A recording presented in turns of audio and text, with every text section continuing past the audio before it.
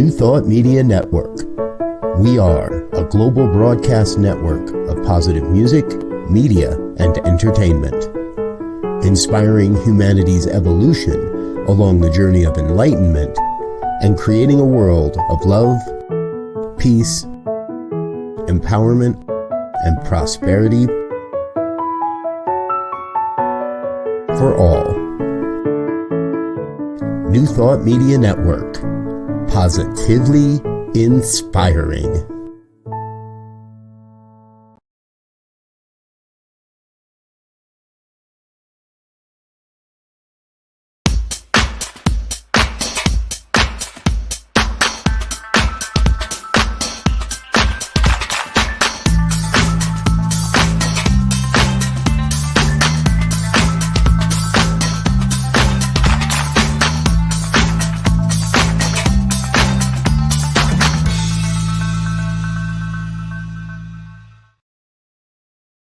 Why, hello, it's me, yes, me, Bonnie Gonzalez, your doula for grief.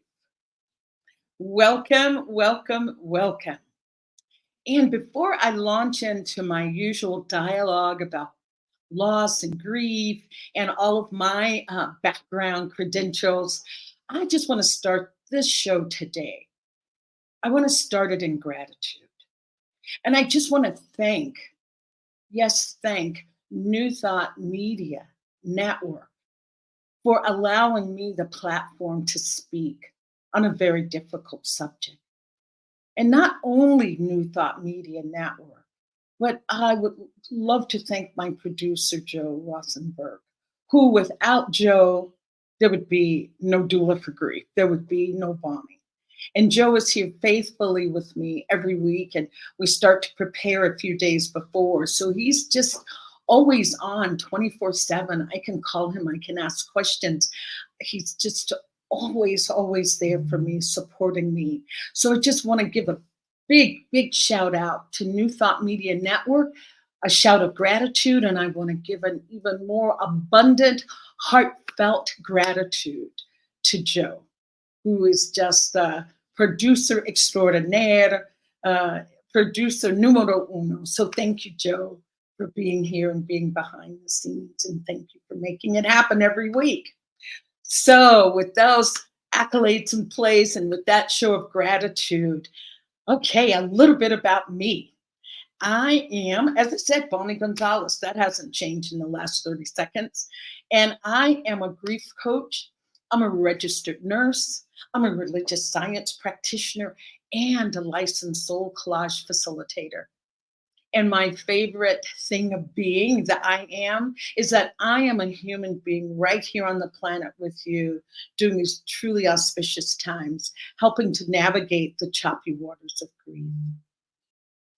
And I'm just here every week to really start to move that needle on demystifying grief, bringing grief out of those shadows that we hide from, or the grief that's the elephant in the room that we don't acknowledge.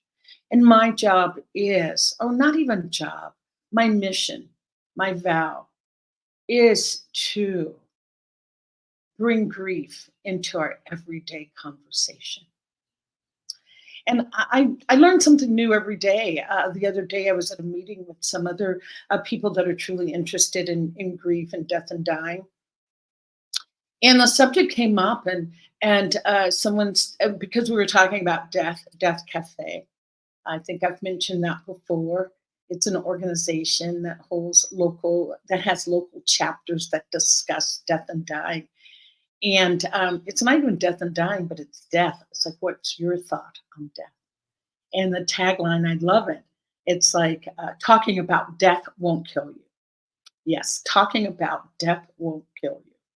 And the subject came up that one of the participants said, we are discussing the second most not talked about thing in our cultures. And it's like the second most thing. And she said, yes, it's death. And I thought death was the number one. And this person said, no, grief is the number one subject that is not talked about in our culture. And I just thought, wow, oh, how in gratitude I am for New Thought Media allowing me to talk about a subject that people do not want to discuss, and that is grief. So, oh, and the owner of the station is Reverend Robert Brzezinski. So thank you. So with that said, we are really discussing a subject that does not get talked about. And if this is your first time joining me, I just want to say welcome and know that you've come to the right place to start your journey of healing from grief. And if you're returning, I'm just so glad we have that relationship that you tune in again to find out what the subject is today and what we're talking about. So thank you to all that are watching now and whenever you want, whenever you watch. And whenever you watch, you can always add a comment, and I will definitely pay attention to that. So with that, let me just start out by really defining loss and grief. Or grief is caused by loss. Loss is what we experience, and grief is what we feel. And then loss gets defined as any expected or unexpected occurrence where you can't go back to the way things were before. And of course, that is death. Death is the biggest grief the biggest, death is the biggest loss we will ever experience in our lives, in our human existence. The death of a loved one, friend, family, that is the biggest. But we also have divorce, a diagnosis, a geographical move, a natural disaster. Also, such things as birth of a child, puberty, aging, graduation, job promotion. Those all put us in a state of loss, which can then in turn lead to grief. And then grief is defined as that collection of normal, natural emotions that follow a loss. And they can include sadness, anger, but can also include numbness, confusion, guilt, anxiety, and joy. So, as I said before, I can assure you that you've come to the right place to start your journey of befriending grief. And by starting your personal journey to befriending grief, we become guides to allow others to start their own personal journey. And that is how we heal, one by one, healing together. And if you didn't know, grief's superpower is healing. That is how we heal from our grief. We heal from our grief by leaning into our grief, by really feeling it. And knowing that each time that we lean in a little bit, it becomes a little bit less emotionally intensified, little by little, until we are then healed from our grief. And our grief really never completely goes away. We just learn how to move forward with that grief. And yes, when you're in that initial phase of grief, that I call it deer in the headlights, the shock, the overwhelming, that does lessen with time. That does lessen with time. And then we move forward with the healing and the transformative power of grief.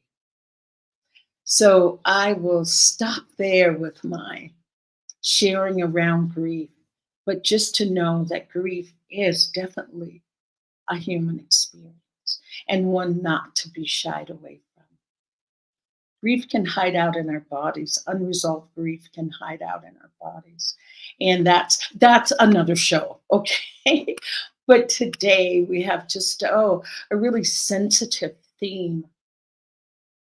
And today our theme is life after losing a loved one to suicide. Yes, life after losing a loved one to suicide. And I just want you to know that suicide is one of those things that touches all cultures. And I don't know if you know this, an estimated 703,000 people die by suicide worldwide each year. Over 1 in every 100 deaths in 2019 was the result of suicide. Take a minute to just absorb that impact of how many people, or the impact of having that many people die from suicide. And last year in the US, and I know this is an international program, it gets broadcast all over the world, but in the US alone, there were more than 50,000 Americans died by suicide. 50,000. And that has been the highest record it's the highest number since they've been keeping the record. The US Surgeon General has even said that mental health is the defining health crisis of our time. The most defining health crisis of our times. So just absorbing that. And when we start to think about how many people that is that take their own life every year, think about how many families are impacted, how many friends, how many acquaintances. It's something we cannot get away from. We cannot get away from suicide. And so today, as I said, our theme is life after losing a loved one to suicide. And so I have a guest that has said yes, and I just applaud her courageousness for saying yes to come on and to sharing her experience. And so my special guest today is Trina Ramsey. She's a speaker, author, executive life coach, the CEO and president of Just Do You Institute.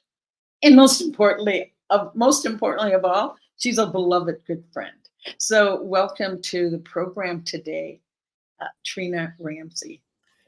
Bonnie. And there's a little circling going on. So there she is. Bonnie, thank you so much. Oh, yes, Thanks Trina. for having me. Oh, thank you. Thank you for your yes to come on and to sharing such a really sensitive and personal and intimate your own life experience around losing a loved one to suicide. So thank you, Trina.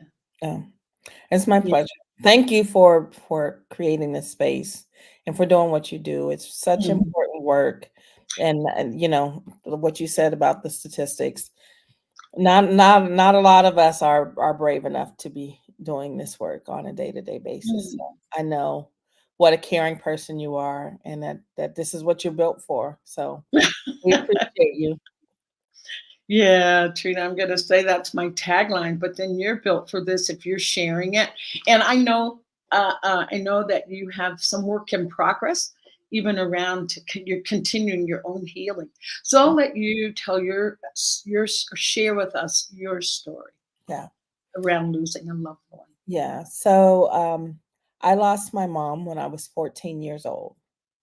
She was a single mom. I was the oldest of 3. I have twin sisters who are 7 years younger than me. Oh. And my mom was battling mental health issues. So she was diagnosed as bipolar and schizophrenic. And yeah, it's a hard combination.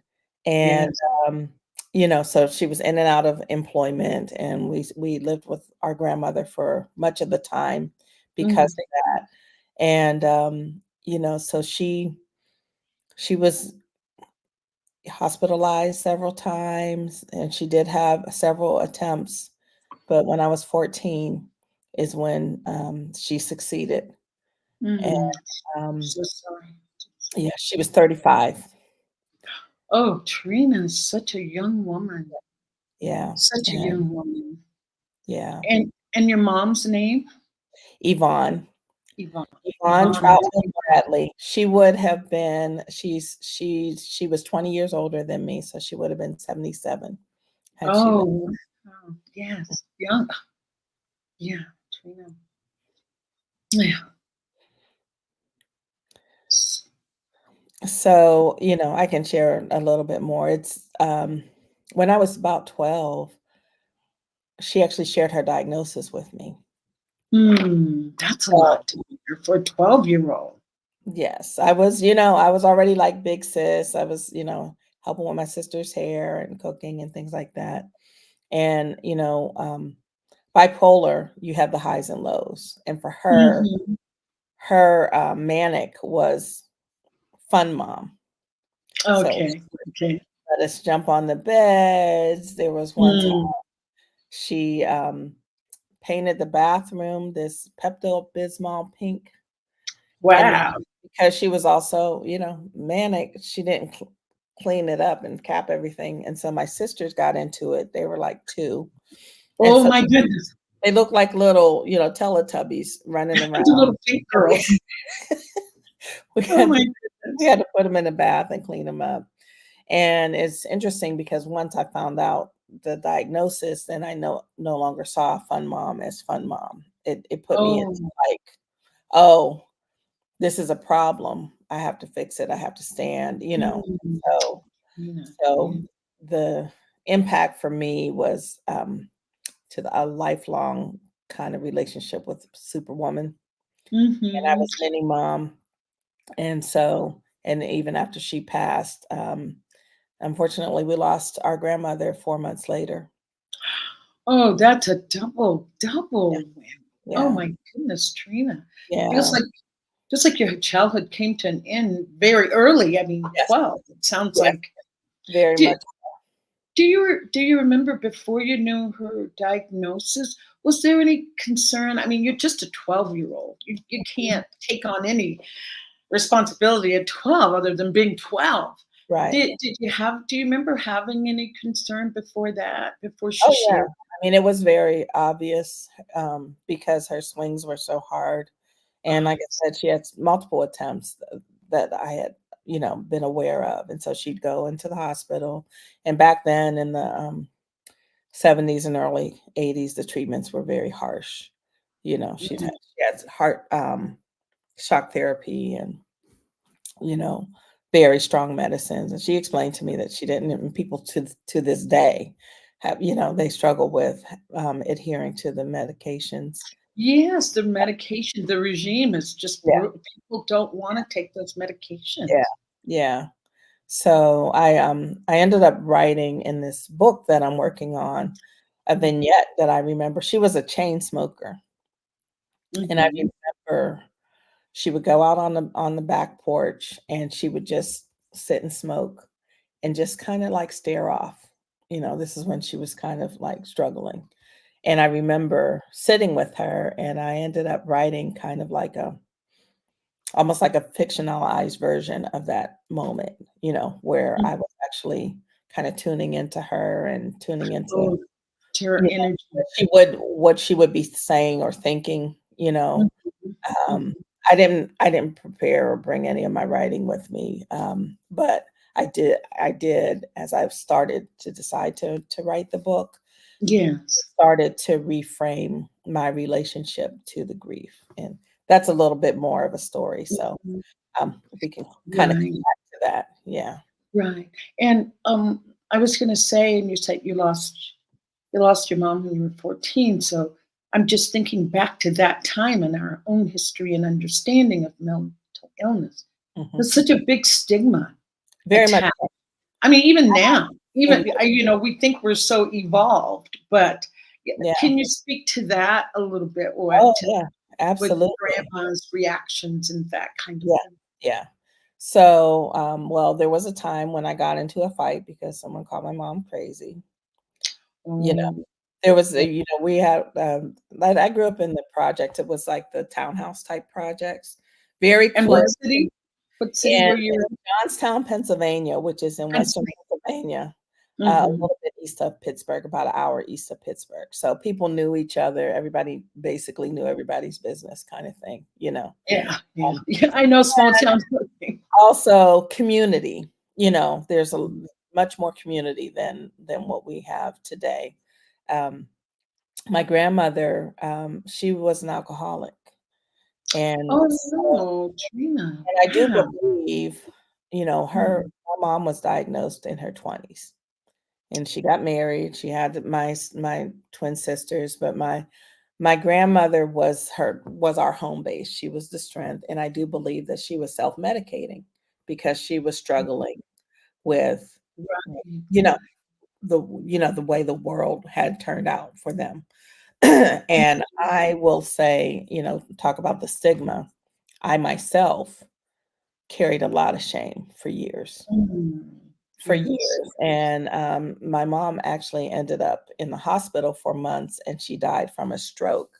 So I got to tell people she died from a stroke, and I would not engage around the mental health stuff. I would not engage around suicide. I just tried to like bury it and act like it didn't happen, because, a stroke is like, that's more palatable and it doesn't Right. have stigma, right? And so I, like, up until in my 40s, I wasn't about it. I couldn't. Well, right. I just want to get clear. I was a little bit confused. You said your mom took her life by suicide, but then she was in the hospital with a stroke. I'm sorry. Yep. Okay. Yeah. She jumped off a bridge. Oh, but this was a story that you made saying that she died from a stroke. Right. So she jumped. So there were several attempts. And then the last one, she jumped off the bridge and broke, like she was in traction. She was in the hospital I see. for I months. see. Oh, I see. I see. The impetus was the suicide attempt. But Attempt, yeah. she survived it for years. Not for years, for, let's see, I think it was August, and then she passed in January. So like I said, I got to say that she died from a stroke, and I got to like divorce myself from all the rest of it. And versus saying, yeah, that this was suicide. I so hear you, and I know that's so painful. So again, like I said, I thank you for sharing. If there's anything that you would prefer not to share, that's quite understandable. Even if I ask the question, no, I so appreciate that. And it looks like we have a comment from Wayne. Souls that suicide go into healing time. Okay, Wayne. Yeah. Healing time. Thank you. Thank you. Thank you. Wayne. Yeah, Wayne's in Canada. I just wanted to really just pause there when you talked about being able to have a story that felt better. If you want to say better, how could anything be better? You've lost your mom. It doesn't even matter what or how. Right. Tell me, because at 14, we just don't have any concept of what's going on. Our frontal cortex is not developed, and we can't even make heads or tails of cause and effect. At 14, was there anybody, Trina, that did offer you support? I was like so sure I was going to get through this without crying, but it's okay. If you need to take a break, or no, I'm good. I'm good. I can cry with you, because this is. I'm so grateful. We have a huge extended family, and my grandmother was one of 7, and 2 of her sisters, the daughters, were best friends. So my cousin Annette and my cousin Nita and my mother were all the same age. They were all born the same year, and they swooped in. And then we also had family on my stepfather's side, and basically they all kind of surrounded us and really made sure that we were not going to get lost in this system. So unfortunately, we did end up in separate households because it's hard when people have, to take in children. But I ended up going to Detroit to live with my cousin Annette. And then I became the oldest, and she had 4 kids. Oh, took in a 5th. Oh, and she took in one more. Now, were you older than those 4 kids? I was the oldest of all. And I can see a pattern here. Yes. Ironically, her youngest are also twins. So I actually ended up helping to raise 2 sets of twins which also Mm. made me, even though I love my cousins, I love my sisters, but when I was pregnant, I was like, please don't let me have twins. God, I've had enough twins in my life. Yeah. Yep, spare me. But I was gonna ask too, well, let's see, Wayne has another comment, and I think it's really, for me, it sounds really sweet when he said that souls that commit suicide go into healing time, and he says healing time on the other The side. other side.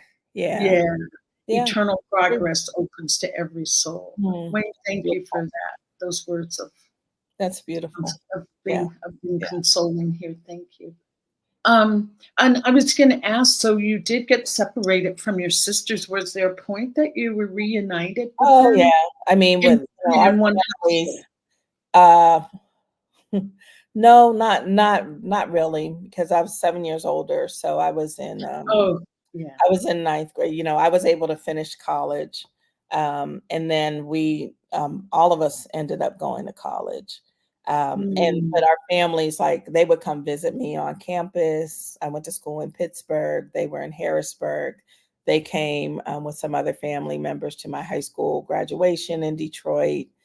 I actually had this dream of getting out and finishing raising them. It was just really um, highly over, like, parentified, mm. overly developed sense of responsibility that I had that was Mhm. not realistic, you know? Yeah, I was just going to ask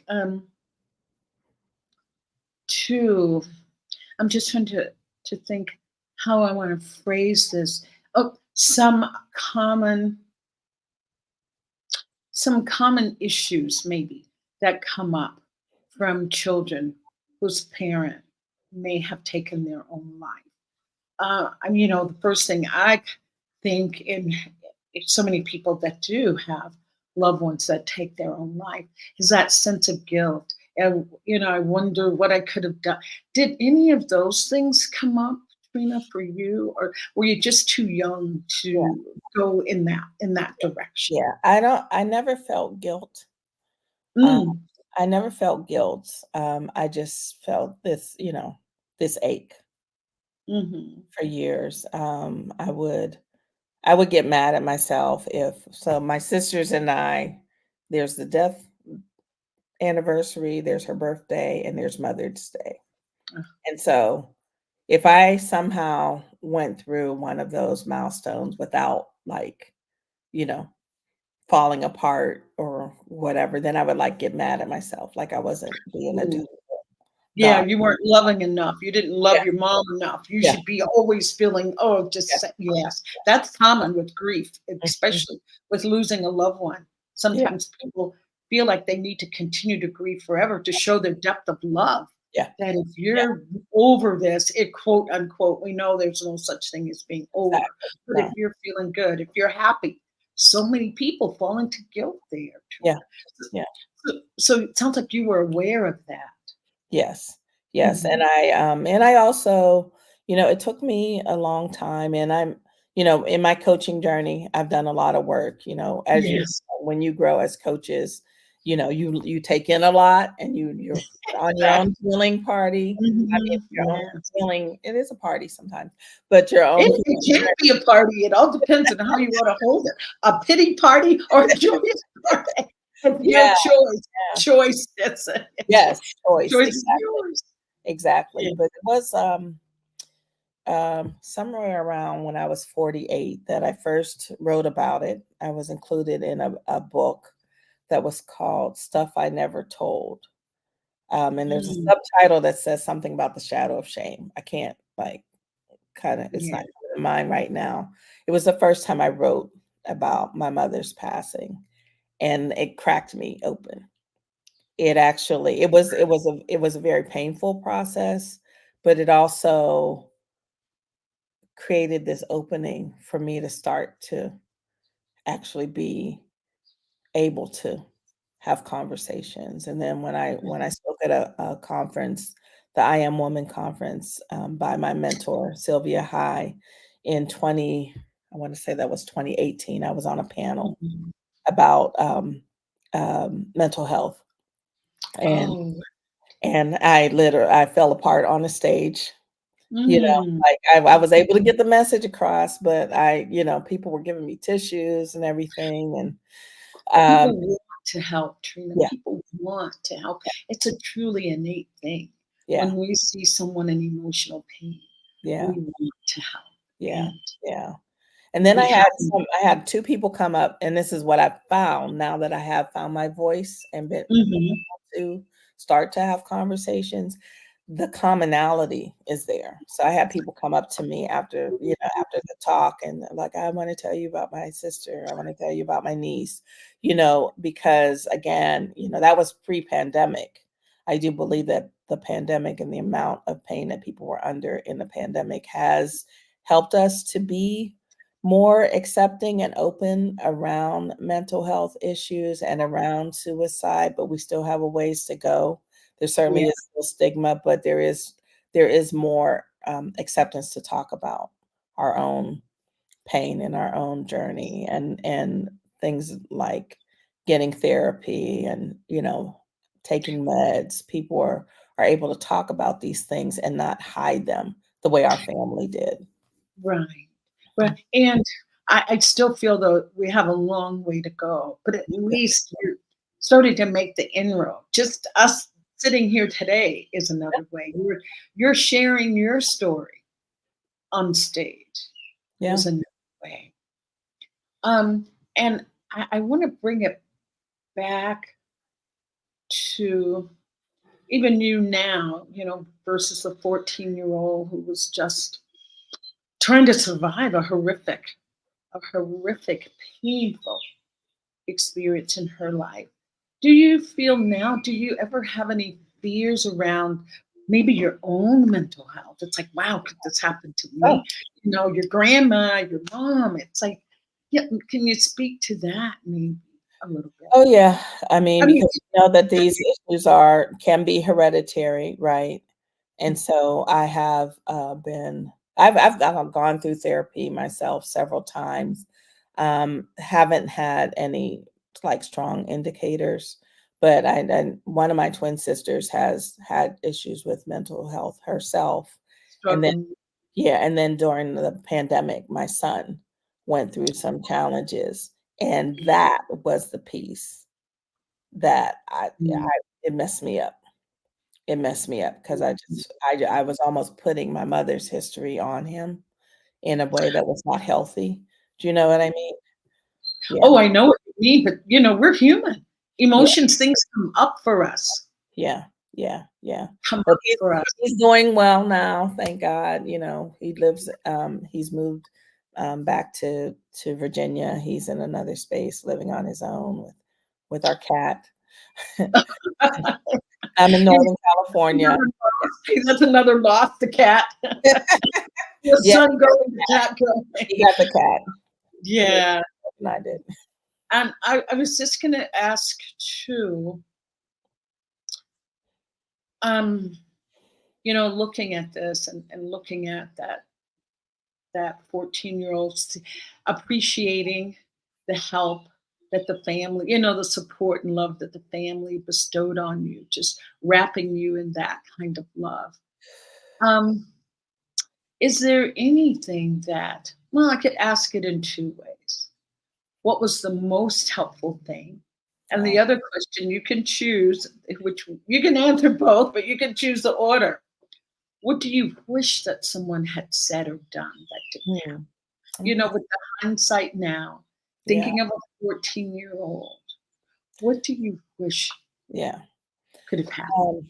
Well, I'll start with the first. I don't know if I even have an answer for the second. Uh, Okay. our family, it just they're part of the reason I'm known for my positivity. I'm known for my warmth. I've actually Yes. Yes, you are. settings been accused of being too soft and things of that nature. But it's because my family, like I learned what love looks like. And I learned like Mm, not, like beautiful, Trina. demonstratively what love feels like when you know that people are there for you. Um, I I'm not sure what my life would look like if we didn't have that value in our family, if we didn't have that connectedness that continues to this day. Um, I think the only thing that I could say that to your second question is there was also this unshakable faith in me. In Uh, yourself. I was the first in our family to go to college.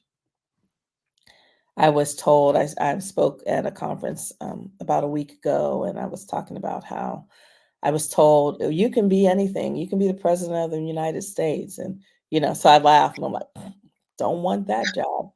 But You can go on to do great things. Let's put it that way. yes, and I'm so grateful because I have become like a doer and an achiever, and I've, really have had a good career and a good life. And if anything, I think that I also got anchored in there the need to prove, the need to Yes. earn my way, the need to Yes. prove that I wasn't a statistic and, Mhm. wasn't broken. And so I think that that part of what I dealt with from an early age and into much of my adulthood was this kind of Mhm. um, overachiever, superwoman trope Yeah. that was not healthy. And that's part of what my messaging is now as a coach is that we can live and we can, accept our humanity, that we Yeah. can grow and we can be vulnerable and we can show, our weaknesses and Mhm. trust that Right. there are people there to support, which is Mm. something that, I just felt like, well, if all these people believed in me, then I have to, Show failure is them not an right. option, that kind of a thing. Yeah, Yeah, you can't let them down. You can't exactly. let them down, oh my goodness. Kind of like, and this is no comparison, but being what is it called? Children of alcoholic parents or whatever. It just means having parents that emotionally are not available Mhm. and falling into that. And I know I've fallen into that, being overly responsible. Yeah. You got to make everybody else Yep. happy. You got to live up to everybody else's expectation and then denying what it is that you may want personally, Trina. Exactly. And Exactly. not, and it's even a little bit more insidious, not just not allowing yourself to have what you want, but not even knowing what it is that you want. Yeah. Because it sounds like you were putting everybody else first, going off to help raise the other kids with your aunt, people believing in you, having to show that without getting that nurturing to say, Trina, what do you want? Yeah. So, Yeah. yeah, that's. So I'll let you go ahead. You said that you didn't know if you had an answer to Well, that that. was the closest. It was the kind of like that the seed being planted of achieverness and Mhm. being, needing to live it up to that at all cost. And Right. it certainly, I look back, it served me well. I've done well in life. I'm thriving. I've kind of beat Hmm. God, so to speak, or whatever. But there was some times when I was struggling emotionally, and Hmm. because I had taken on too much, and I didn't know how to say no. I didn't know how Hmm. to have boundaries for myself. Right. Even in my first marriage, and with my kids as they got older.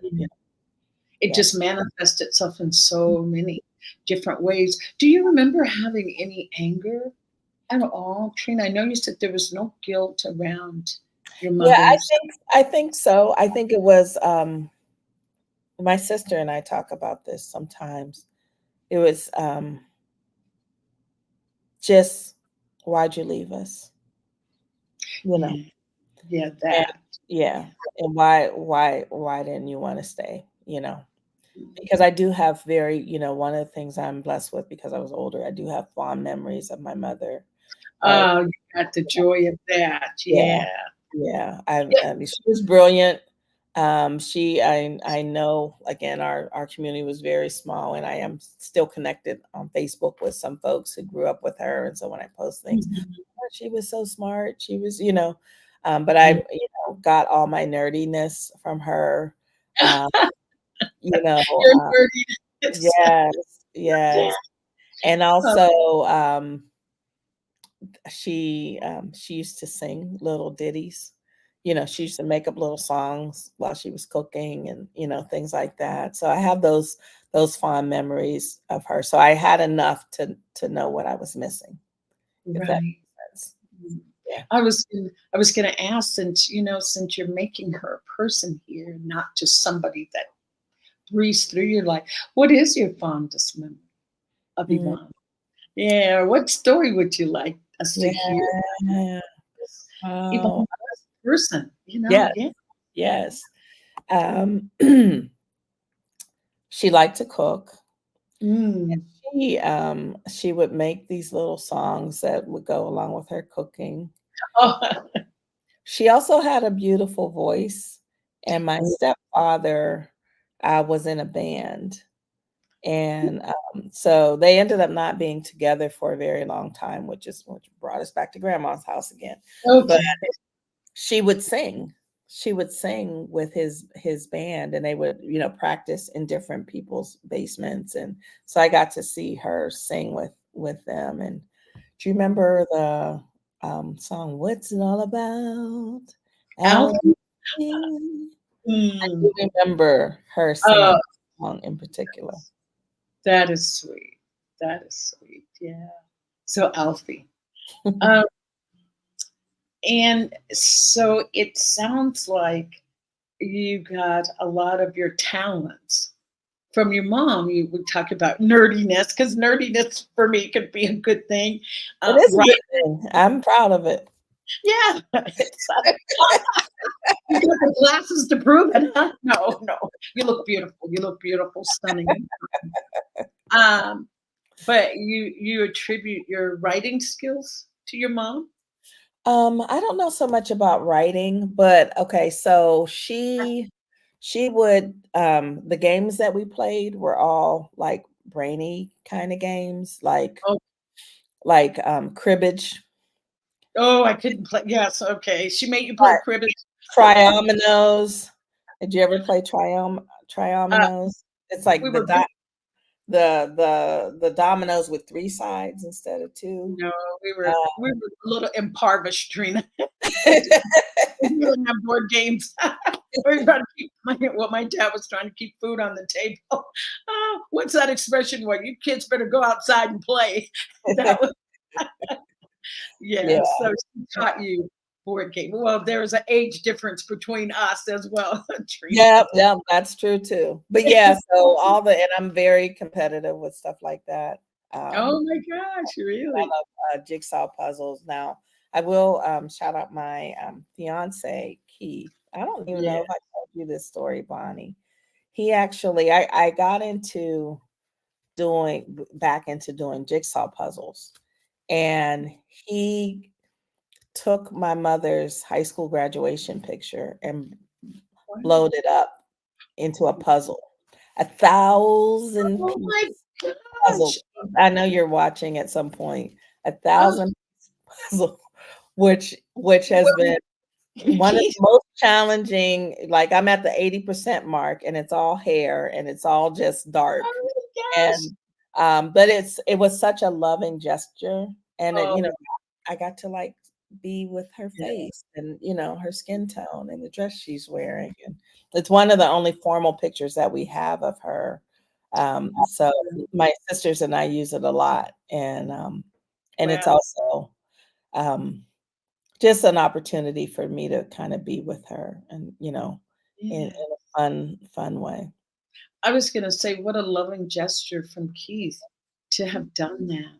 Yeah. And, I love making stories, right? So I can just see you doing the jigsaw puzzle and writing. As you fill in more of your mom, more stories come to write. So Mhm. this is like your muse or your inspiration. So thank you, Keith. And if anybody is ever listening and want to do a picture of me, only make it a 40-piece puzzle. My attention span, it would Yeah, 1,000, that's no joke. That's no joke. really. adventurous? No, not adventurous is the word. I'm looking for another. Challenging.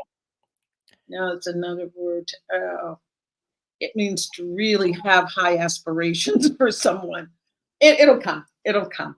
But I'm glad you're enjoying that. And I that's what I love about talking with people who have lost their loved one to suicide, to help them remember, to remember that they were a person.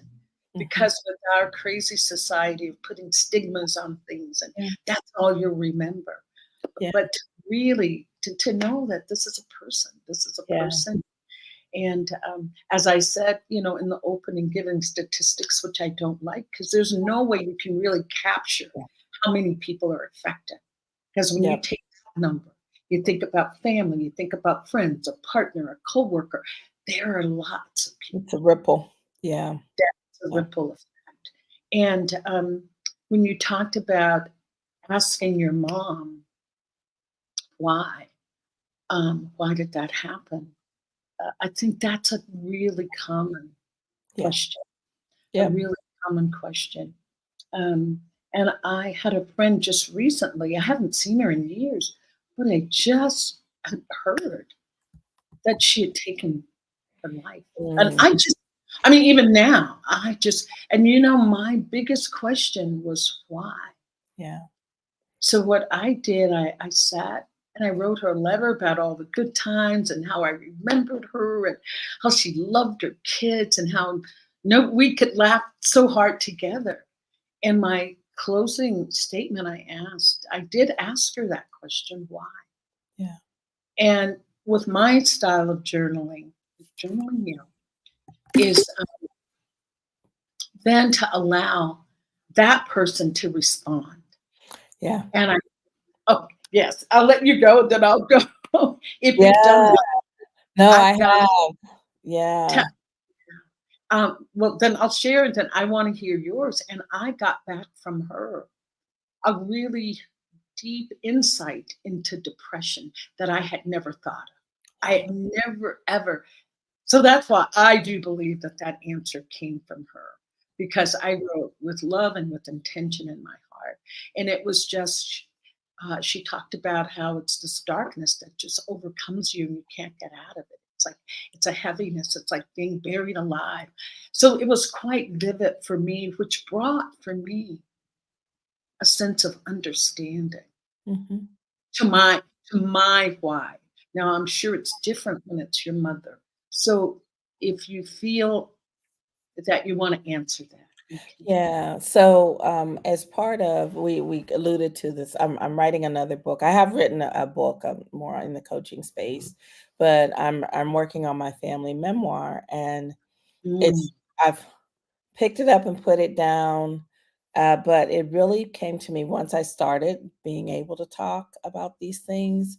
I started to really see my mother and my grandmother as human, as Ooh.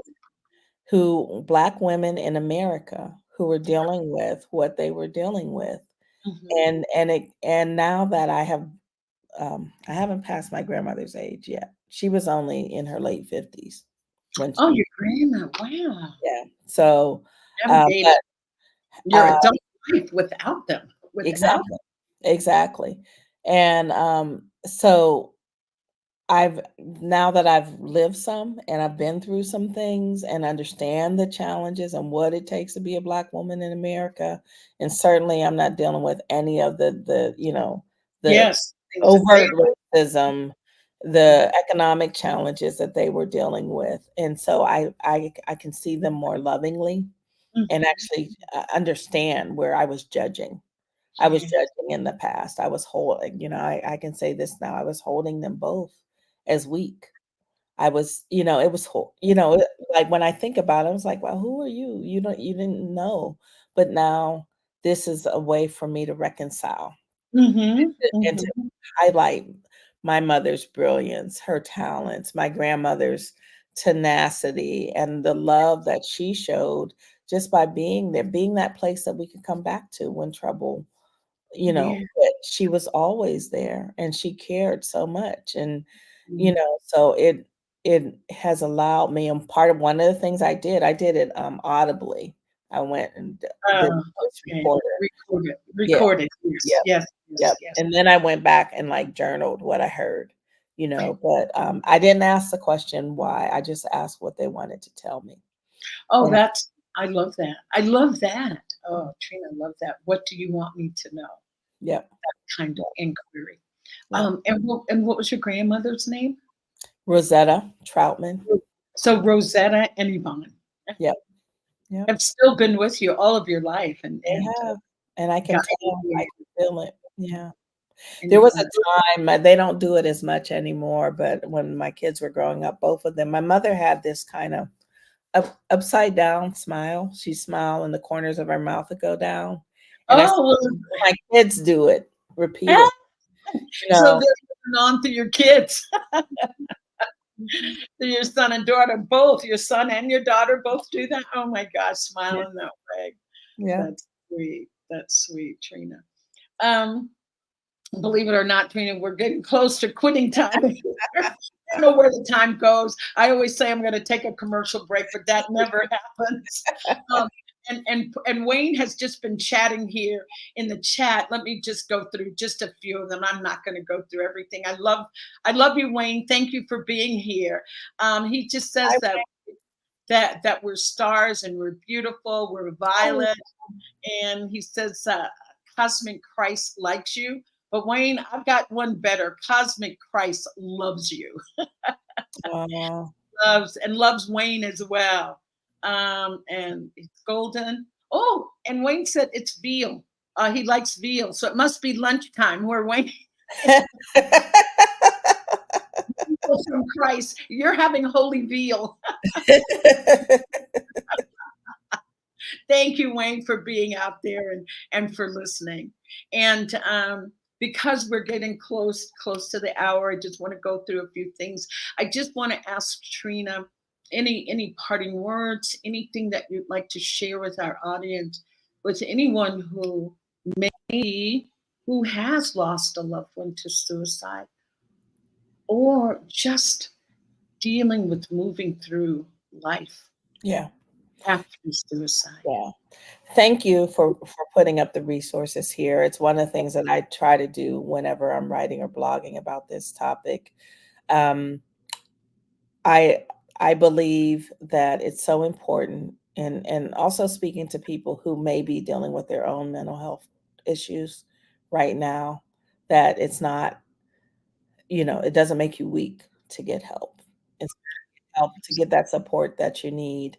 And I also want to, and I should have mentioned this earlier, Bonnie, there's an organization that was really helpful for me when I was with my son's issue. It's called NAMI, National Association on Mental Illness, NAMI.org.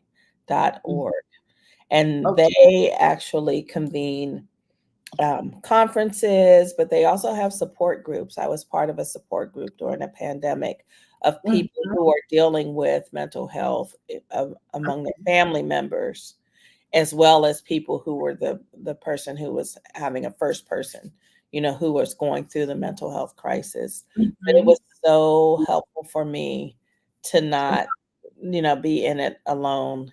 My first meeting, I just cried the entire time, because there's this sense of, okay, there's more people, but then you also realize that there are other people that were dealing with even more challenging issues than what I was dealing with. So it's really good to know that there are folks that are out there to be able to support. And it's never too late to heal. It took me decades, but it's never too late to heal. Wow, Trina, thank you so much, and thanks for that info. I sent a text. Maybe you can put up. It's NAMI. Is it .org? .org. Yes, it's a nonprofit. So I put a comment in the comment box if you see that. Yes, and I've heard of that organization before, some years ago. It's been maybe 10 years ago. Sounds like it's been around. Yeah, it's been around. They have chapters all over the country. And I heard about it through my Spanish teacher, and I think there's a bilingual aspect to it, because she's the one that was telling me about it, and she was sharing the information about it. And I want to add Wayne's last comment. Wayne says to be kind. Oh, there you go. Thanks, Joe. Yeah, Nami, Nami. And Wayne's last comment goes so far. His last comment is be kind. Yes. Yeah, I Can love I add to that? Yes. Including be kind to yourself. Oh, yes. Start with you first, and then let it spread out. What is that? Giving from your excess, not from your deficit. So if you're kind to you, you have enough kindness to share with others. So, oh, Trina, thank you. Oh, Trina, the word came to me, ambitious, with that. Yes. That's quite ambitious. Yes. The word always escapes me, and it takes me a while to bring it back. Oh, and Trina, we're going to close, but I want to ask you if you can stick around after the show. Can you stay back? Of course.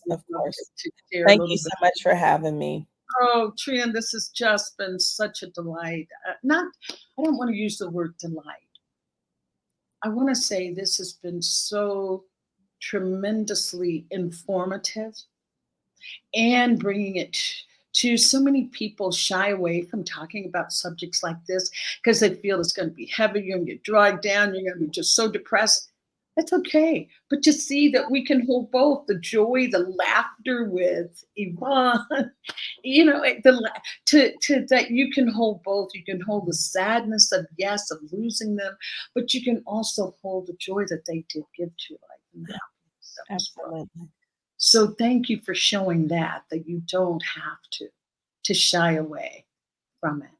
And to know that if we're suppressing any emotion around that sadness, that we're also suppressing the joy that we can feel, the joy and the happiness. So we need both. It's like the yin and the yang circle. We need both.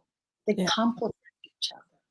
And so for that, I just applaud you. Applaud you. Keep sharing your story. And please promise me that once the book is out, you will come back and we will discuss Yvonne again. Yes, I would love to.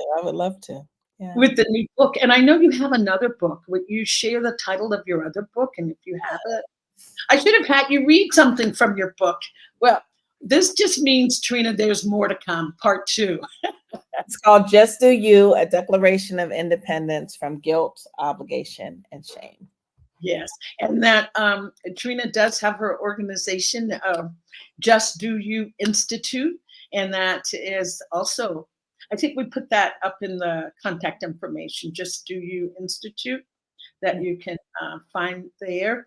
And that blog there is, I decided to go on Medium to share my journey with writing. So I write quite a bit about my mother and my grandmother and kind of just my journey and mental health issues. And that's what that blog is, on Medium as well.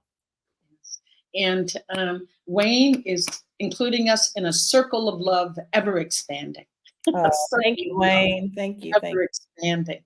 And we're going to bring the show to a close now, but I don't want to close without saying a big thank you to New Thought Media Network, and to make a donation so that we can continue to have excellent programmings that bring depth, a depth of conversation, and brings understanding and help and hope and healing to our lives. So it's ntmedia.org/donate. Check out some of the wonderful programs that we have on this network. I know tomorrow at this time, poetry, prayer, and I can't remember the last one with Tracy Brown. She's going to be on tomorrow. There's Jim Webb. There you go. And practice, yes. And there's Jim Webb, who does a prosperity every Sunday night, the Miracle of Prosperity. We also have my brother Zoe, who's my partner in crime. We have Michael Mangus on Friday nights chat side. So Spiritual Toolkit with Reverend Brock Ford. So just check out the programming here on New Thought Media. And that's Choice, your creative superpower. So I just want to say thank you to all of you that have joined. Remember, Trina is a coach as well, and I am a grief coach, and you can find me at Bonnie, Your Doula for grief.com. And I want to close with, I want you right now to go to the mirror. I want you to look yourself in the eye right now and say, what do I need today? What do I need today? And whatever comes up, I want you to honor that. And so until next week, thank you so much for namaste, and I'll see you later. Namaste. Namaste. Ciao.